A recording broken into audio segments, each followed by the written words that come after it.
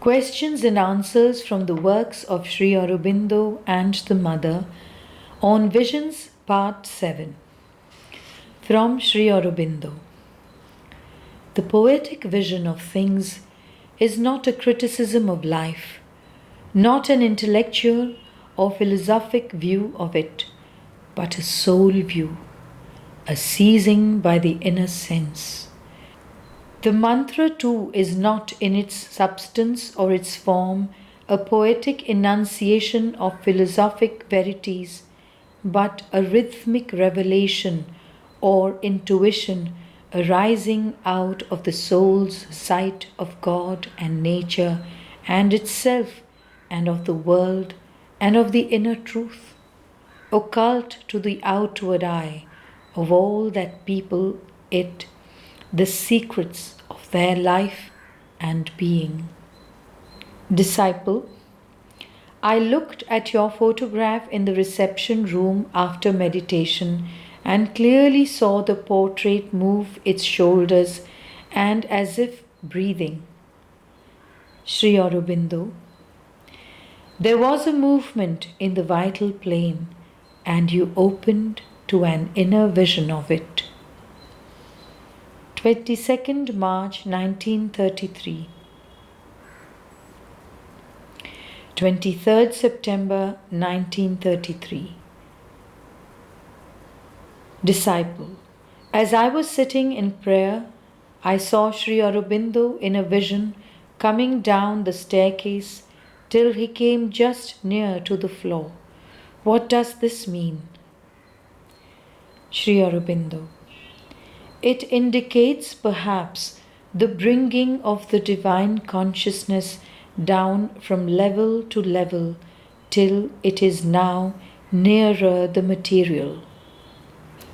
15th October 1933. Disciple, today, while meditating, I saw in a vision that in Sri Aurobindo's light, Nataraj Shiva was manifesting with many hands. What does this signify? Sri Aurobindo, it is the sign of the manifestation. Disciple, then I saw that in the sky, Sri Aurobindo's light and red light were manifesting in the form of a globe. Does this signify the manifestation of Sri Aurobindo's divine light on the physical plane? Sri Aurobindo, yes. Disciple, then I saw that Sri Aurobindo's light was manifesting on a sea along with another light of pale blue color. Does this mean that in the vastness of consciousness, Sri Aurobindo's divine light is manifesting through the intuitive mind consciousness? Sri Aurobindo, yes. Disciple, I saw Sri Aurobindo last night in a vision seated on a chair and writing something. Behind his head there was a circular green light. What does this mean? Sri Aurobindo, the green light is that of a dynamic, vital energy of work. As I was writing, at work, it is natural that that light should be behind my head. 5th November 1933. Disciple, I have started concentrating in the heart now. Last Sunday, while I was meditating, I had the vision of your face floating before me for about an hour or so, accompanied by a deep joy. I was fully conscious, but the body became as if dead. All movements stopped, and what a rapture it gave me. Sri Aurobindo, that was very good. Disciple, has anything opened up in me really? Or is it only a momentary phase of a descent like peace or ananda? But I feel as if you have given me a lift forward, the fulfilling of the mother's promise. I am coming. Am I right?